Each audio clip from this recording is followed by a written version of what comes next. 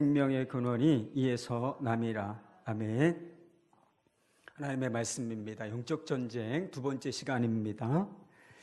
영적 전쟁에서 승리하는 출발점이 있어요. 그것은 마귀라고 하는 존재가 실제로 존재한다라고 하는 것을 우리가 인식하는 것입니다.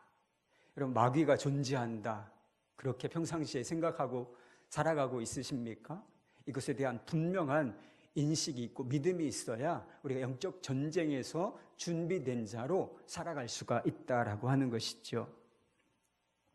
마귀가 어떤 존재인가? 지난주에 말씀드린 것처럼 타락한 천사장이에요. 그리고 여러 무리들을 이끌고 하나님께 반역하고 또 반역에 실패하여 세상으로 쫓김을 받은 그런 영적 실체인 것이죠. 타락한 악한 영적 존재, 이것이 마귀요 또한 귀신들인 것입니다.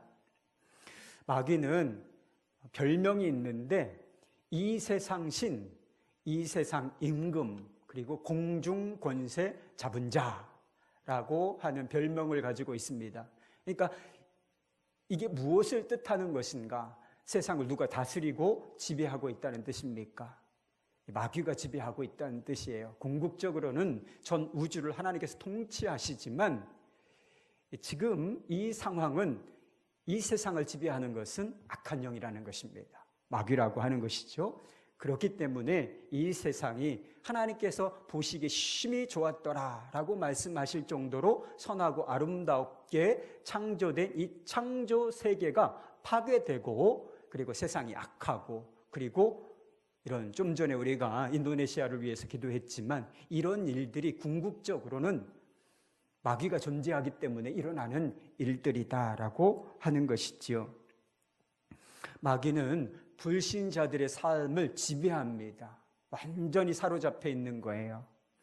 세상은 악한 자의 처해 있다, 이런 표현이 성경 말씀 가운데 나옵니다. 그러니까 사탄은, 악한 영은 사람들 속에 완전히 머물러 있으면서 사람들이 빛 가운데 나아가고 진리를 깨닫는 것을 가로막습니다. 그래서 진리가 진리인 것이 선포되지만 그것을 깨달아 회개하지 못하고 주님을 믿지 못하도록 하는 영의 역사가, 이게 바로 마귀의 역사라 하는 것이죠. 그리고 불신자의 생각과 행동을 지배하면서 온갖 악하고 더럽고 고통스러운 일, 불의한 일들을 저지르도록 만드는 것이 악한 영, 마귀라고 하는 것입니다. 뿐만 아니라 예수 믿는 사람들도 이 마귀가 우리의 삶에 영향을 미칠 수 있다라고 성경은 이야기하고 있습니다. 예수 믿는 사람들은 이 마귀의 영향으로부터, 지배로부터 벗어난 사람들을 말해요. 우리는 더 이상 마귀의 지배 아래에 있는 것이 아니라 은혜 아래, 또 하나님의 지배 아래, 통치 아래 있는 사람들인 것이죠. 그렇지만 사단 마귀는 이 거듭난 사람들에게 영향을 미칠 수가 있습니다.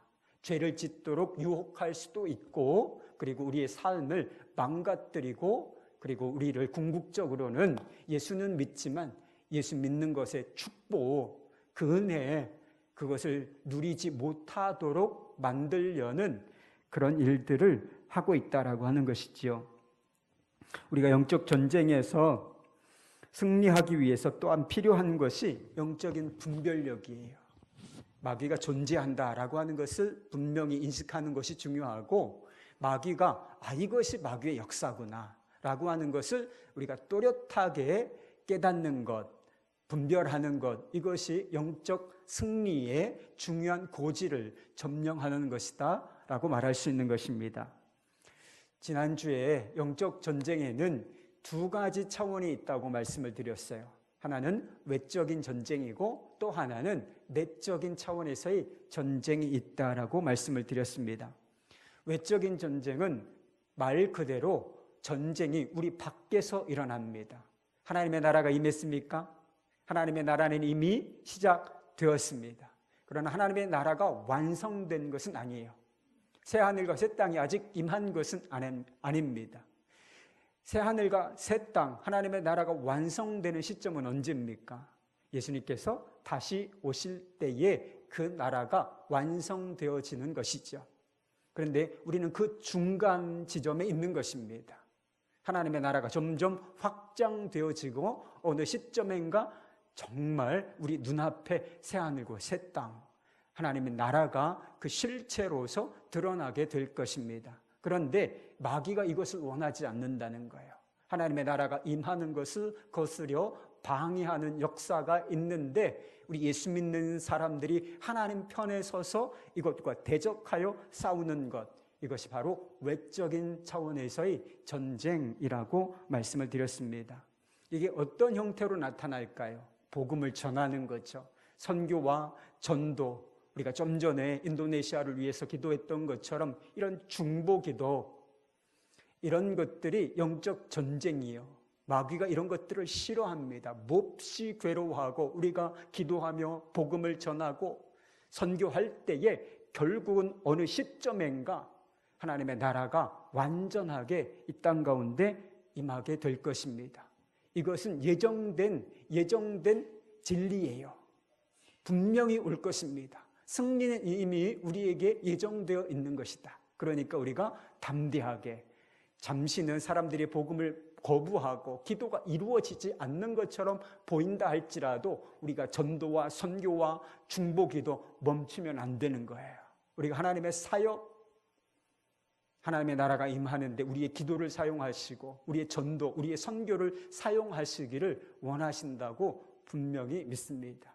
그리고 우리가 전도와 선교와 이런 중보기도의 사역에 우리가 실제로 동참할 때에 영적 전쟁의 실체를 알게 돼요. 영적 세계의 눈이 밝아집니다. 그래서 정말 이 신앙생활이 이제 하나님의 나라를 집중하여 이렇게 살아갈 수 있는 그런 삶이 되는 것이지요. 그에 반해서 내적인 전쟁이 있어요. 이 내적인 전쟁은 그야말로 우리 안에서 이루어지는 전쟁이다, 이렇게 말할 수 있는 것입니다. 우리가 예수 그리스도를 믿으면 새로운 사람이 됩니다. 새로운 피조물이 돼요. 하나님께서 우리를 완전히 새로운 사람으로 바꾸어 주시는데 이것도 완성된 것은 아니에요. 그래서 우리가 영적으로 성장할 지점이 있는데 예수님의 성품을 닮은 자가 되는 것입니다.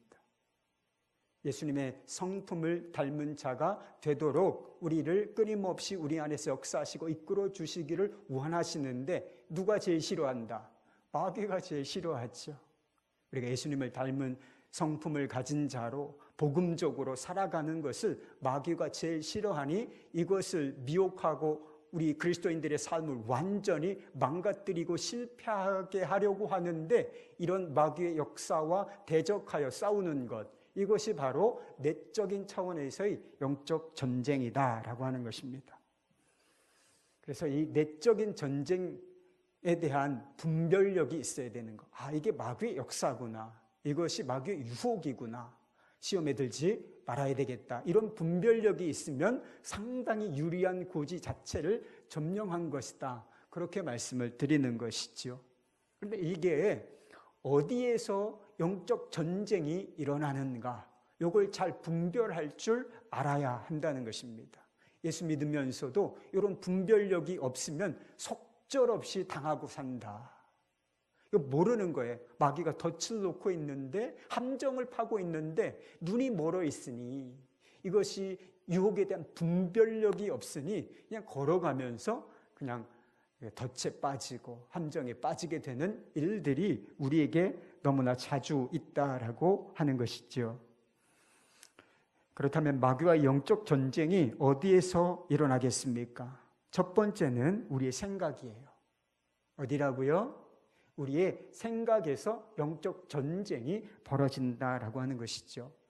우리가 알다시피 가룟 유다는 은30에 자신의 스승이자 주인이시고 메시아이신 예수님을 팔았습니다. 예수님을 배신한 죄를 지은 것이지요.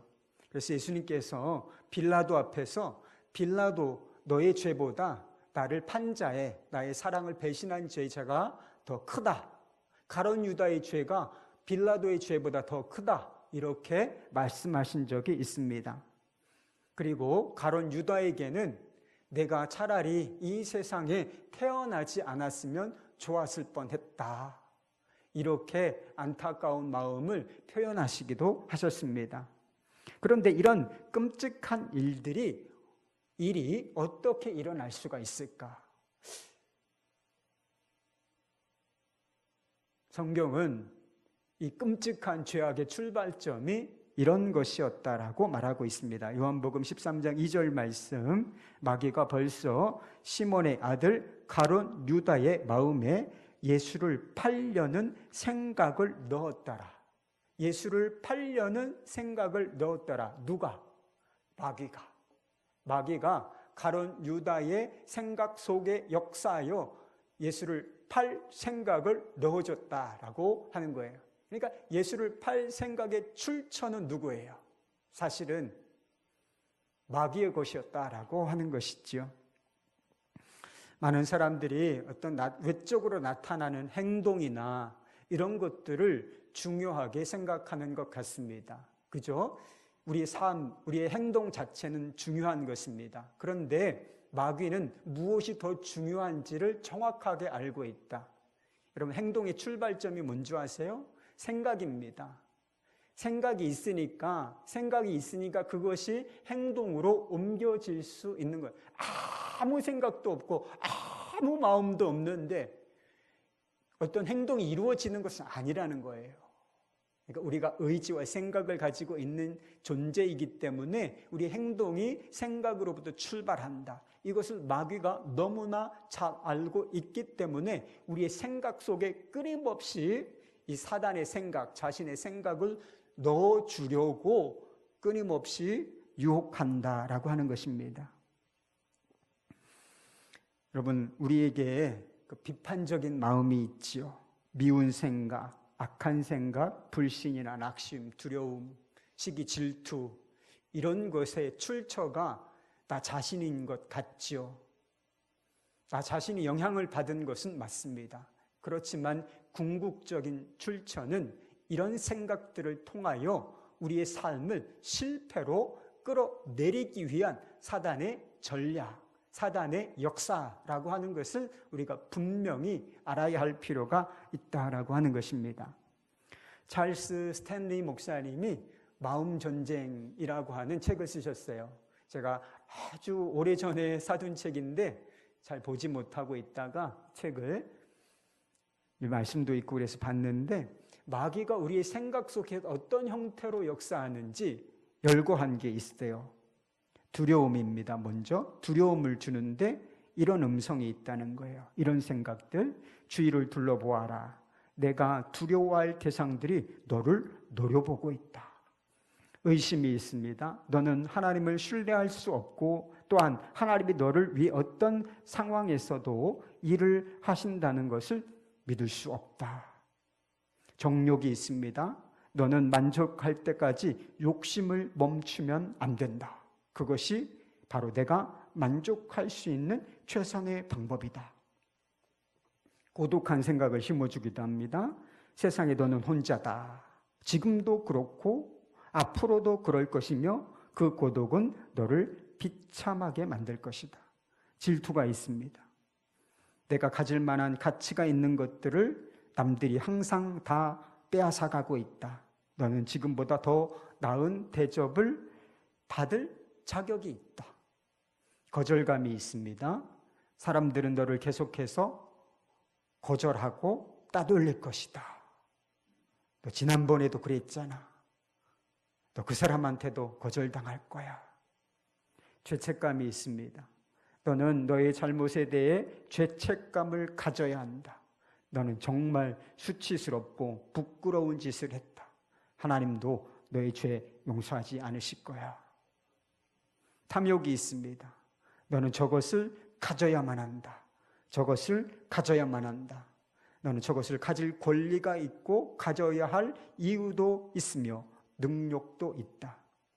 용서하지 못하는 생각이 있습니다. 너는 결코 그 사람이 지은 죄를 용서할 수 없다. 아니, 꼭 용서해야 할 이유도 없다. 분노가 있습니다.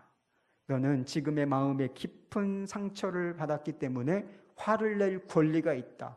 화를 내버려. 실망. 너는 지금까지 한 번도 내가 원하는 것을 가져본 적이 없고 원하는 사람이 되어본 적도 없지 않은가? 아니, 무언가를 제대로 꿈꿔본 적도 없다. 교만이 있습니다. 너는 남들보다 훨씬 뛰어난 존재이다. 다른 사람들의 가난과 약함에 대해서 전혀 신경 쓸 필요가 없다. 그러니까 이런 생각들도 역사한다는 거예요. 그래서 이런 생각들에 영향받고 이런 생각들을 우리가 분별하지 못하고 이것을 탁 하고 내 생각으로 받아들이는 순간 우리의 삶에는 파괴적인 영향들이, 증상들이 나타나게 되어 있다라고 하는 것이죠. 여러분, 요즘 초등학생들 사이에 유행하는 노래가 있다는 것 아십니까? 깜짝 놀랐어요, 저는. 정말 세상이 이렇게 악해졌는가. 이 정도로, 제가 학교 다닐 때는 이 정도는 아니었어요. 근데 요즘에 유행하는 노래가 뭔지 아세요? 자살송이라는 거예요. 자살송. 그 자살송을 제가 검색을 해봤어요. 근데 내용이 아주 끔찍해요. 끔찍해. 제가 읽어드리려다가 내용이 너무 끔찍해가지고 아예 이런 거 입에 닿는 것 자체가 너무 부담스러워서 그냥 안 하기로 했어요. 근데 후렴구가 있어요, 이게. 후렴구. 대가리 받고 그냥 자살하자. 대가리 받고 그냥 자살하자. 그러니까 아이들이 이걸 노래로 부른다는 거예요. 노래로 부른다. 이것이 아이들이 재미로 부르는 거겠습니까? 재미로 이런 것들을 부르는 거예요. 아이들이 그냥 자기들이 이런 것들을 그냥 취미 삼아서 재미있으니까 이런 것들을 부르고 그러는 겁니까? 이래도 괜찮은 겁니까? 아니에요. 이 뒤에는 분명히 자살의 영이 있습니다. 아이들을 죽이는 영이 존재한다. 아이들을 죽이는 영이 누구겠어요? 마귀인 것이죠. 마귀는 그 하는 일이 죽이고 멸망시키는 일이라고 하지 않았습니까? 그러니까 꼭 자기가 원하는 일을 하는 거예요. 뭐를 통해서? 이런 문화, 그리고 노래. 그래가지고 실제로 며칠 전인가요? 좀 깜짝 놀랐어요. 초등학생 아이가 운동장에서 목을 매서 자살했다는 거예요. 이런 일들이 어떤 아이는 투신해서 자살하고. 그러니까 우리나라가 이게 정말 이런 것들로부터 너무 무방비한, 영적으로 교회가 깨어있지 못한 증상들이 이런 데에 나타나고 있는 것이 아닌가 싶습니다. 어떤 분이 저에게 고민을 상담해 왔어요. 근데 어떤 고민이었느냐 하면 인터넷에서 하나님을 모독하는, 하나님을 비방하고 욕하는 그런 글을 봤다는 거예요. 지금 기독교 사이트들이 흘러 넘칩니다. 안 보는 게 정신건강이 좋아요. 그냥 보면 너무 마음이 아프고 그리고 막 분노도 생기고 그래요. 근데 이분이 어찌됐든지 그런 글 같은 걸 하나님을 모욕하고 욕하고 저주하는 그런 글을 봤다는 거예요. 그런데 그 글을 본 이후에 자기 생각에도 그런 생각이 자꾸 떠오른다는 거예요. 어떤 생각? 하나님을 욕하는 생각. 육두문자들 있잖아요. 우리가 쓰는, 다 알잖아요, 사실. 그런 육두문자들이 하나님을 향하여 막 떠오르고, 그래서 이런 생각이 자꾸 떠오르는데 저는 차라리 죽는 게 낫다고 생각합니다. 막 이런 심각한 상담을 해 오셨어요. 그런데 하나님을 모독하고 욕하는 생각이 이분은 자기의 것이라고 생각하고 있었던 거예요. 이 출처다 나다. 이 생각을 했으니까 어쩔 줄을 모르는 거죠. 의지로는 아닌데 생각이 난다는 거예요. 그런 생각이 팍팍 하고 떠오르는 걸. 그러니까 차라리 죽고 싶다. 이런 마음이 들었던 것이죠. 그래서 이걸 분리하시라 그랬어요. 제가. 분리하시라. 이 생각 당신 거 아닙니다. 당신에게서 나온 것 아닙니다. 하나님을 모욕하고 저주하는 것은 마귀에게 속한 것이니까 이런 생각이 떠오를 때마다 예수 이름으로 대적하십시오. 이거 내 생각 아니야. 마귀야, 내게 말하지 마! 라고 그렇게 선포하라고 가르쳤어요. 이게 말같이 쉬운 것은 아닙니다. 그렇지만 끊임없이 믿음으로 이것 내 것 아니고 내 속에서 마귀의 역사다 라고 하는 것을 분명하게 분별하고 대적하면 반드시 이깁니다. 헤어나올 수가 있게 되는 것입니다. 여러분, 나쁜 생각들과 부정적인 생각들 내버려 두면 안 됩니다. 마귀가 우리의 생각을 헤집고 다니면서 온갖 더럽고 쓰레기 같은 것들을 펼쳐 놓도록 허용하면 안 된다라고 하는 것입니다. 그러나 부정적인 생각을 하지 않으려고 나쁜 생각, 아까 제가 말씀드렸던 그런 종류의 생각을 하지 않으려고 노력하는 것으로는 되지 않아요. 그게 또 오르는 걸 어떻게 해요? 여러분, 선한 생각이 있어야 돼요. 하나님의 말씀이 내게 들어와야 하는 것입니다. 하나님의 말씀을 가지고 있어야 말씀으로 내 생각이 정화되고 깨끗이 되어야만 이런 부정적인 생각들에 대해서 대처할 수 있는 힘이 생기는 거예요. 예수님께서 메시아로서의 본격적인 공생애를 시작하시기 전에 마귀의 시험을 받았다는 거 여러분 아십니까? 광야에 나가서 마귀의 시험을 받으시게 되는데 3가지 시험이에요. 첫 번째는 너 배고프지? 너 능력 있다며? 그렇다면 이 돌들을 명하여 떡이 되어 먹어라. 떡이 되게 하여 먹어라. 너의 육신의 욕구를 채워라. 라고 하는 시험을 했고, 두 번째는 성전에 올라가서 너 뛰어내려봐.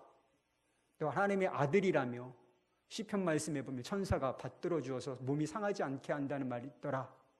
뛰어내려! 이렇게 시험하고, 세 번째는 산에 올라가서 너 나에게 절 한 번만 해라. 그러면 보이지? 이 세상 다 내 거야. 내가 너한테 다 줄게. 절 한 번 하는 거야.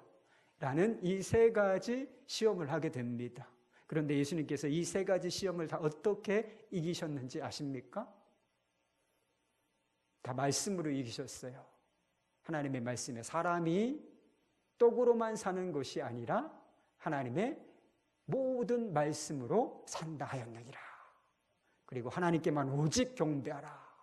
이런 식으로 하나님의 말씀으로 마귀의 시험에 대적하여 승리하셨다라고 하는 거예요. 그래서 안 돼. 이런 생각 안 돼. 이런 정도 가지고는 이런 마귀의 부정적인 생각을 쫓아낼 힘을 갖게 되지 못하는 거예요. 그러니까 하나님의 말씀을 자꾸 묵상하고 하나님의 말씀이 생각과 마음속에 자리 잡아야만 우리가 분별력이 생기고 우리 마귀의 생각을 대적할 수 있는 영적인 힘을 갖게 되는 줄로 믿으실 수 있기를 바랍니다. 두 번째 영적 전쟁이 일어나는 것은 우리의 마음이에요. 우리의 마음은 사실 영적 전쟁이 일어나는 가장 치열한 전쟁터입니다. 그래서 그런 이야기가 있어요. 사단이 원하는 것은, 사단이 노리고 있는 것은 단 한 평도 되지 않는 당신의 마음이다. 여러분의 마음이 몇 평쯤 되는 것 같아요? 그리고 사실 심장을 마음이라고 하잖아요. 심장 자체가 마음은 아니지만 심장을 마음으로 상징하지 않습니까? 근데 심장 요 정도 많았잖아요. 근데 단 한 평도 되지 않는 이 마음을 누가 노리고 있다는 거예요. 이것을 점령하기 위하여, 이 고지를 점령하기 위해 마귀가 호시탐탐 노리고 있다라고 하는 것입니다. 오늘 본문 말씀에 보면 무엇보다 마음을 지키라. 여러분 이 말씀 실천하고 계세요? 마음을 항상 지키고 더러운 것들 들어오지 못하게, 그리고 하나님의 말씀으로 다 무장하고 좋은 것들로 여러분의 마음을 채워가고 있습니까? 무엇보다, 그 어떤 것보다 마음을 지키는 것이 중요하다라고 말씀하고 있어요. 그 이유를 대고 있는데 생명이 근원이 이에서 남이니라 이렇게 말하고 있어요. 여러분 생명이 어디 있는 거예요? 마음에 있다. 영혼, 인격, 이게 마음 안에 있는 것입니다.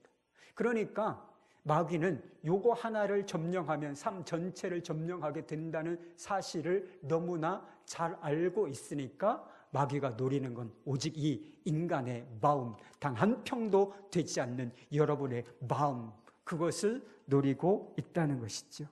그래서 마귀에게 우리의 마음을 점령당하게 되면 여러분 끝장나는 것입니다. 사람, 삶 절단 나는 거예요. 결단 난다고도 하죠. 좀 전에 요한복음 13장 2절 말씀에 보면 마귀가 가룟 유다에게 예수를 팔 생각을 넣었더라 이렇게 말씀하고 있어요. 그러니까 예수님께 뭔가 기대하고 바라는 것, 예수님께서 왕이 되시면 내가 뭔가 한 자리 하겠구나, 그리고 경제적인 이득을 얻겠구나, 이런 기대를 가지고 있었는데 이게 영 딴판으로 돌아가고 있으니까 그래서 본전 생각이 난 거예요. 그래서 예수님을 은 30배라도 팔아야 되겠다, 이런 생각을 하게 된 것이죠. 그런데 우리에게 나쁜 생각이 들어온다고 해서 그것을 즉각적으로 행동으로 옮기는 것은 또 아니잖아요. 그런데 이런 생각, 정말 극악무도한 생각이 행동으로 옮겨지기 전까지는 한 단계 더 과정이 있었다고 성경은 이야기하고 있어요. 요한복음 13장 27절 그 뒤에요. 조각을 받은 후 사탄이 그 속에 들어간지라 이에 예수께서 유다에게 이르시되 내가 하는 일을 속히 하라 하시니. 처음에는 생각 속에 역사했습니다. 예수를 팔 생각을 넣어줬어요. 그런데 이 가룟 유다가 이것을 자기 생각으로 품고 이것을 버리지 아니하니 그 다음에는 어떻게 됐다는 거예요? 이게 마음으로 쑥 하고 들어왔다는 거예요. 그래서 사단이 아예 들어와 버렸어요. 마음으로. 처음에는 생각 속에서 밖에서 생각으로 영향을 미쳤습니다. 시험하고 유혹을 준 거예요. 그런데 가룟 유다가 이것을 분별하지 못하고 이것을 품어버리니까 아예 사단이 들어와서 마음을 점령하고 만 것이죠. 그러니까 꼼짝 못하고 마귀의 하수인이 되어서, 종이 되어서 예수님을 팔아버리게 되는 그 악을 저지르게 된 것입니다. 마귀가 생각에서 역사하는 것과 우리 마음 가운데서 역사하는 것은 좀 차이가 있어요. 깊이의 차이가 있어요. 생각은 여기 있고 마음은 여기 있지 않습니까? 그래서 이렇게 들어오는 거예요. 입구예요, 입구. 여기서 우리가 차단할 수 있어요. 하나님의 말씀으로 분별력을 가지고 있고 예수의 피로, 예수의 이름으로 대적하고 이러면 떨쳐버릴 수 있습니다. 그런데 이것에 대해서 우리가 분별력이 없고 그리고 이것을 무방비하게 그냥 내버려 두게 되면 이게 어느 순간 쑥 하고 우리의 마음속에 들어와서 진을 친다는 거예요. 진을 쳐. 집을 지어버려요. 마귀의 집이 생긴다는 거예요. 생각 속에서 왔다 갔다 하면서 유혹을 주는 그런 순간을 넘어서, 그런 단계를 넘어서 마음에 들어와서 아예 진을 치고서 이제 삶에 영향을 주게 된다라고 하는 것이죠. 여러분, 죄, 두려움과 낙심, 시기와 질투, 교만과 열등감, 분노, 이런 것들이 있잖아요. 아까 마귀가 생각 속에서 역사하는 이런 것들. 그런데 이런 것들을 방치하게 되면 또 장기적으로 이런 것들을 방치하고 내 것으로 내가 삼고 붙잡고 아멘하게 되면 이것이 견고한 진이 되는 것입니다. 이제 딱딱하게 우리 마음에 들어와서, 여러분, 딱딱한 것은 뜯어내기가 어렵잖아요. 그죠? 딱딱한 것은 뜯어내기가 어려워요. 부드러워지기가 쉽지 않습니다. 그래서 이런 것들이 습관적인 상태가 되고 이런 것 반복적으로 우리의 어떤 파괴적인 삶의 행동들, 이런 것들이 우리의 삶에 나타나게 되어 있는 것입니다.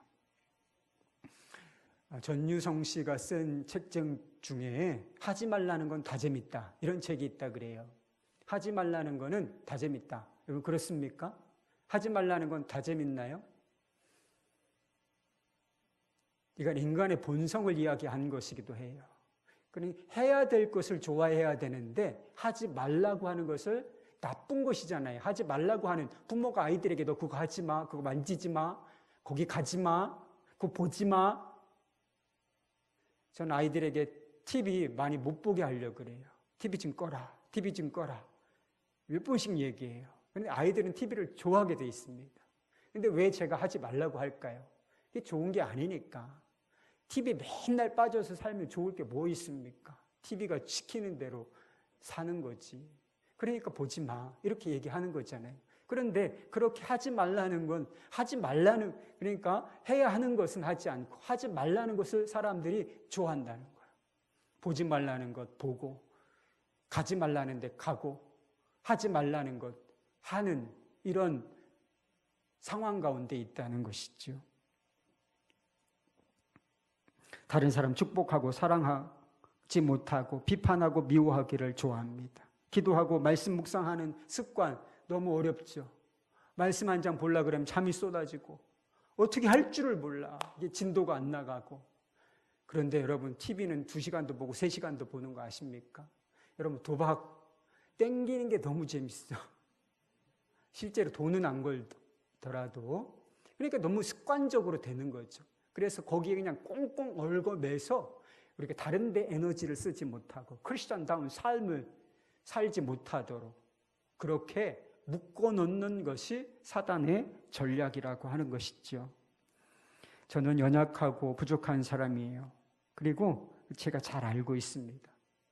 사역을 할 때도 이게 아닌데, 설교를 하면서도 스스로 이게 아닌데 이렇게 생각될 때가 사실 많아요.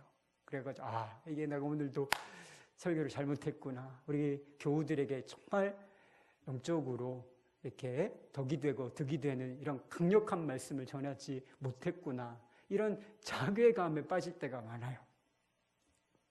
그래서 한동안 저는 이런 좌절과 실패 이런 것에 빠져서 하나님 저는 부족하고 연약합니다. 저는 왜 이 모양일까요? 주님. 이런 푸념 같은 기도를 자주 했던 적이 있어요. 그런데 주님께서 어느 순간 제게 깨달음을 주셨습니다. 그 기도 내가 기뻐하지를 않는다. 아니 저는 이게 겸손한 기도라고 생각했어요. 나 자신의 연약함, 부족함을 하나님 앞에 고백하고 이러는 것이 겸손한 거 아닌가 이런 생각을 했는데 하나님께서는 그 기도가 기쁘시지 않다라고 하는 마음을 느끼도록 만드셨습니다. 여러분 제가 연약하고 부족하고 여러분들이 연약하고 부족한 것 사실일까요? 여러분 우리가 자주 실패하는 사람 맞습니까? 그렇습니다. 우리는 그런 존재예요. 그런데 문제는 이게 사단이 이런 점을 노린다는 거예요. 우리 자신의 어떤 점에 연약함과 부족함과 실패에 집중하도록 만드는 것이 사단의 역사라는 거예요. 또 그거밖에 안 되지. 넌 거기야. 네가 있을 자리는 거기야. 이렇게 우리를 그렇게 연약함과 부족함과 실패의 자리에 꽁꽁 묶어 놓으려고 하는 것이 사단의 전략이라는 거예요. 우리 연약하고 부족합니다. 자주 실패하는 사람들이죠. 실수가 많은 사람들이라고 했습니다. 그렇지만 그런 사람들을 하나님께서 귀히 여기고 사랑하신다는 거예요. 우리의 실패와 연약함에도 불구하고 다시 우리를 일으켜 세우시고 그리고 우리를 하나님의 일에 동역자로 삼으시겠다. 이것이 하나님의 계획인 줄 믿으시기를 바랍니다. 그러니까 우리 자신의 연약함만 바라보는 것이 아니라 그것을 통하여 하나님의 전능하심과 하나님의 은혜를 바라볼 줄 알아야 그게 정상인데 반쪽, 꼭 한면 나의 연약함과 부족함과 실패, 실수, 죄 이것만 바라보고 거기에 그냥 옴짝달싹 못하도록 묶어놓는 거 이게 마귀의 전략이라고 하는 것을 우리가 깨달을 필요가 있다라고 하는 것이죠. 사단은 견관진을 우리 마음속에 치고 우리의 삶을 더럽히고 그리고 무너뜨리기 위해서 안간힘을 쓰고 있습니다. 여러분 이것을 분별해야 돼요. 내 마음속에 견관진이 없는가? 견관진이 어떻게 파여질 수 있을까? 여러분 우리 힘으로 안 돼요. 여러분 중독이 왜 중독인 줄 아세요?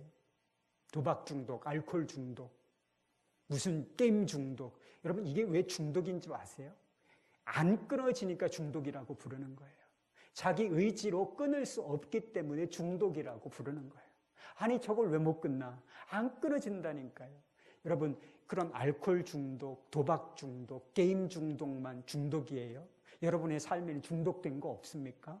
여러분 습관화된 죄 없어요? 여러분 스스로 못 벗어납니다. 주의 도우심이 있어야 돼요. 나는 죽고 예수로 사는 사람이라는 이 분명한 믿음과 확신과 고백이 있을 때에 비로소 벗어날 수 있는 거예요.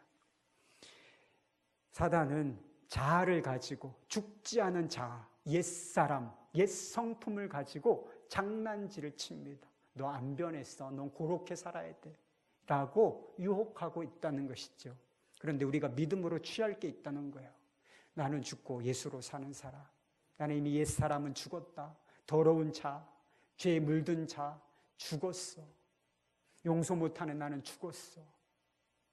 열등감에 빠져있던 나는 죽었어. 다른 사람 잘 되는 거 보지 못하는 시기 질투, 그런 나는 죽었어. 분노 조절이 안 되는 나는 죽었어. 이렇게 자꾸 선포하고 그것을 결론으로 취하며 예수의 생명을 선포하며 살아야 하는 것입니다. 그러면 깨집니다. 십자가의 능력으로 이 견고한 진이 파여지는 거예요. 아무리 힘쓰고 애쓰고 노력해도 이 견고한 진 파여지지 않지만 진리를 결론으로 삼고 나는 새 사람이요, 나는 새로운 피조물이요, 예수의 성품을 닮은 자다 라고 하는 확신과 믿음으로 계속, 여러분 한두 번 가지고 될 줄 알아요? 안 됩니다. 그렇지만 우리에게 필요한 거는 끊임없이 주님을 바라보는 거예요. 끊임없이 나는 죽고 예수로 산다는 진리를 붙잡고 선포하는 것. 이것 외에는 나는 없다. 나는 예수의 사람이다. 나는 새로운 피조물이다. 이것을 결론으로 취하고 그렇게 우리가 나아가다 보면 마귀가 힘을 잃게 돼요. 견고한 강력, 이 진이 파여지게 됩니다.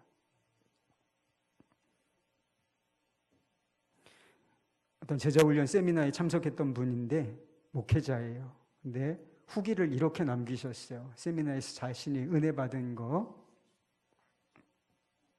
이번 세미나에 참여해서 주님께 고백했습니다. 주님, 곧 개봉할 트랜스포머 3편을 보지 않겠습니다. 그동안 제 마음은 주님 한 분만으로 충분하지 못했습니다.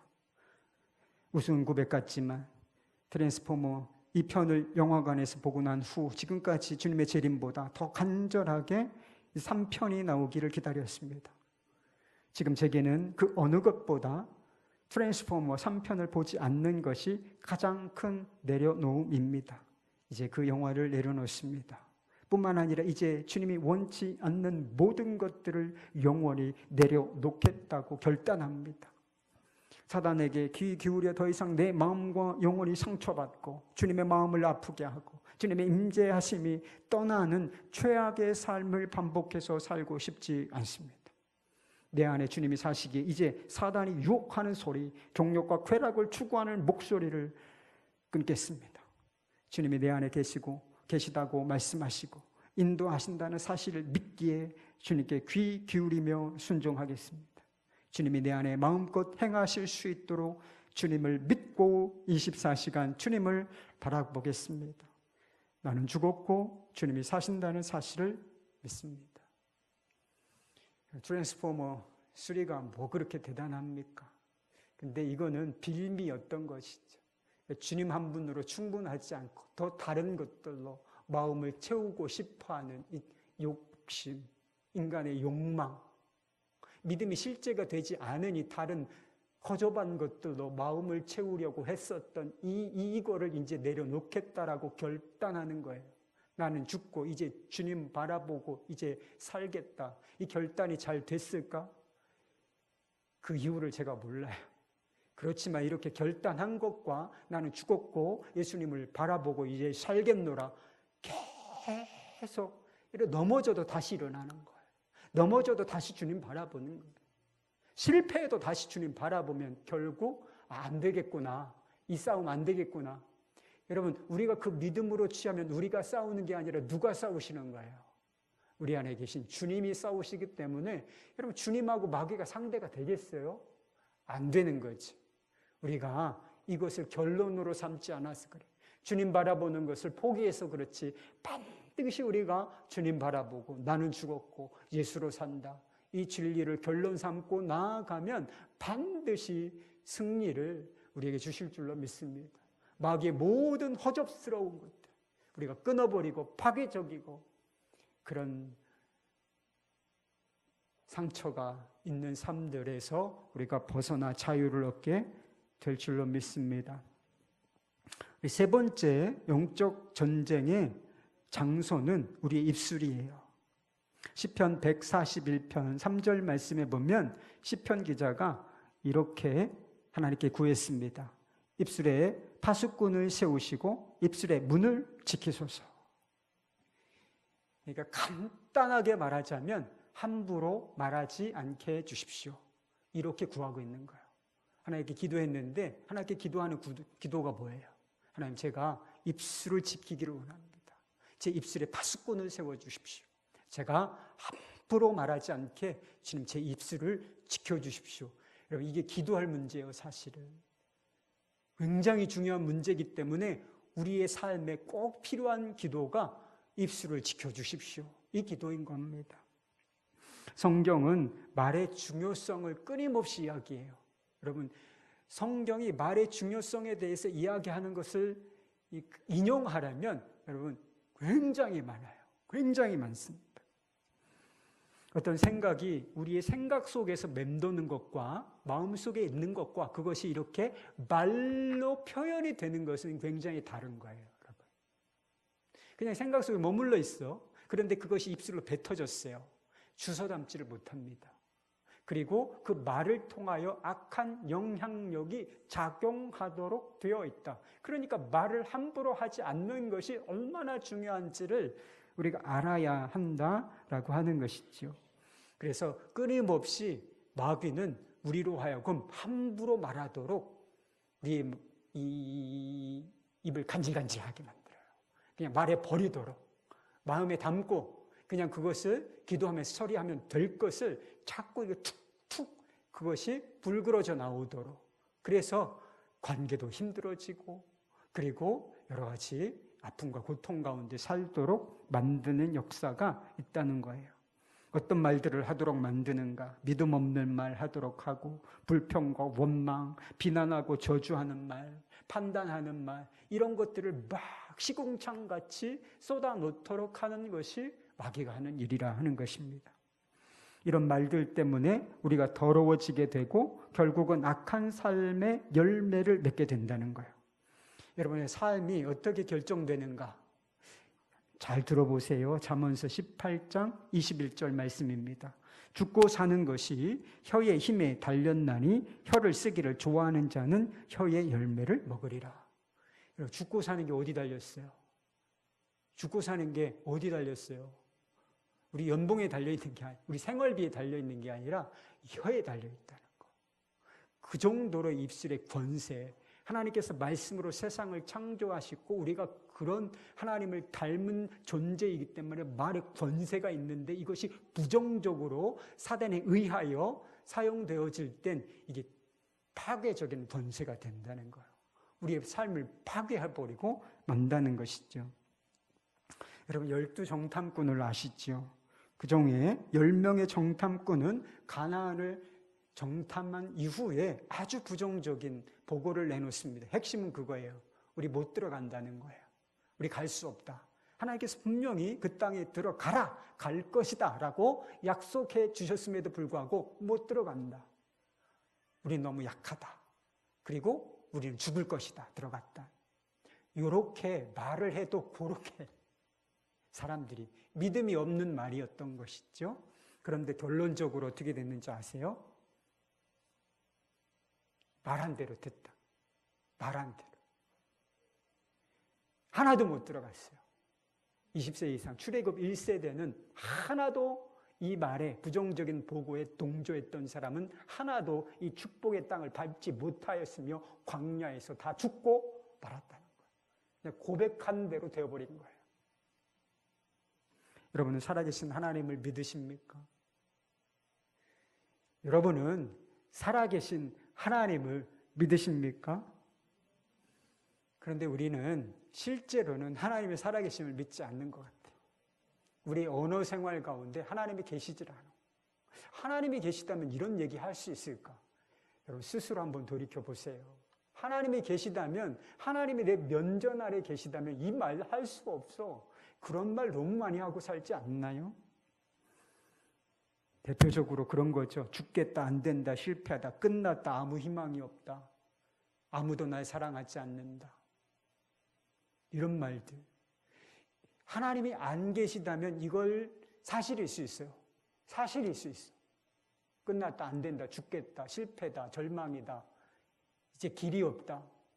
이건 사실일 수 있죠. 하나님 안 계시다면. 그런데 하나님이 계시다면 이건 사실 아닙니다. 사실 아니에요. 하나님, 왜 우리를 사랑하는 사람이 없어요? 왜 끝입니까? 우리에게 생명을 주시고 더 풍성하게 얻게 하시려고 하시는 분이 우리 주님이신데, 그것이 하나님의 완전한 계획인데 왜 우리가 망하겠습니까? 그런데 이제 죽었다, 안 된다, 못한, 이거 너무 이렇게 우리가 많이 하고 살아가는 것 아니에요?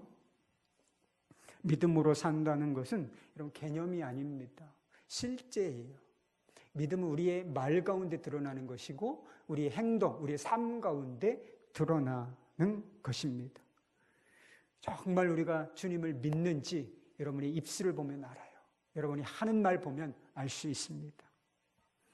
우리가 정말 주님을 믿으면 우리의 언어가 달라지게 되어 있어요. 안 된다, 죽겠다, 다 마귀가 기뻐하는 일들이에요. 오늘도 뭐 많이 나온 건 아니네, 왜 이렇게 적게 나왔어? 이거 누가 제일 좋아한다? 이만큼이라도 온 것이 얼마나 대단합니까? 은혜를 사모하는 사람이 이 정도면 많이 오신 거죠. 더 많이 오실 거예요. 요걸 기뻐하는 거지, 주님께서. 근데 이게 안 된다, 왜 이거 그냥 다 우리 마음속에 좌절을 심어주는 거, 결코 하나님 기뻐하시지 않고 도리어 마귀가 좋아하는 것들 있지요. 그래서 아무리 어렵고 힘들어도 믿음에 속한 말을 해야 하는 거예요. 하나님이 기뻐하시는 말을 선포해야 그 말에 권세가 있어서 그 말에 역사가 있는 것입니다. 성도들의 감사와 찬양, 이거는 마귀에게 폭격을 하는 것과 똑같아요. 마귀가 불화살을 쏜다는 표현이 있어요. 에베소서에 보면 불화살, 화전을 쏘아야 된다는 거. 우리의 생각과 마음, 불타고 있는 마음이 있을 수 있어요. 불타는 생각. 그런데 우리가 반대로 공격할 수 있으니 그것이 찬양과 감사예요. 하나님 찬양합니다. 너 이 순간에도 찬양할래? 너 이 순간에도 감사할래? 예! 하나님 감사합니다. 하나님 찬양합니다. 하나님 역사심에 감사. 이렇게 우리가 하나님 감사를 선포하면 그거는 마귀에게 쏘는 영적인 화전이 되는 거예요. 승리의 미사일이 되는 것을, 폭격이 되는 것을 믿으실 수 있기를 바라요. 사도 바울은 로마서 6장에서 죄가 너희 몸을 지배하지 못하도록 하라고 말하면서 너희 지체를 의의 무기로 드리라, 이렇게 말한 적이 있습니다. 마귀가, 죄가 너를 지배하지 못하도록 허용하지 마라. 이것을 지배를 허용하지 말아라. 그리고 한편에서는 너의 지체를 의의 병기, 의의 무기로 드리라고 했습니다. 여러분, 마귀를 대적하십시오.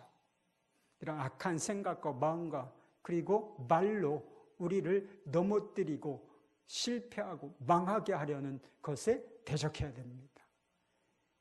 더 중요한 것은 우리의 지체, 우리의 언어와 생각과 그리고 몸과 우리의 삶 전체를 주님께로 드리기로 결정하는 거예요. 우리가 주님께로 드리기로, 계속하여 우리 자신을 주님께로 드리기로 결정하고 드리고 있는 순간에 마귀가 역사하지 못할 것입니다. 의의 병기가 되는, 어떻게 마귀가 우리를 사용할 수 있겠습니까? 영적 전쟁에서 승리하시는 저와 여러분이 되기를 주님의 이름으로 축복합니다.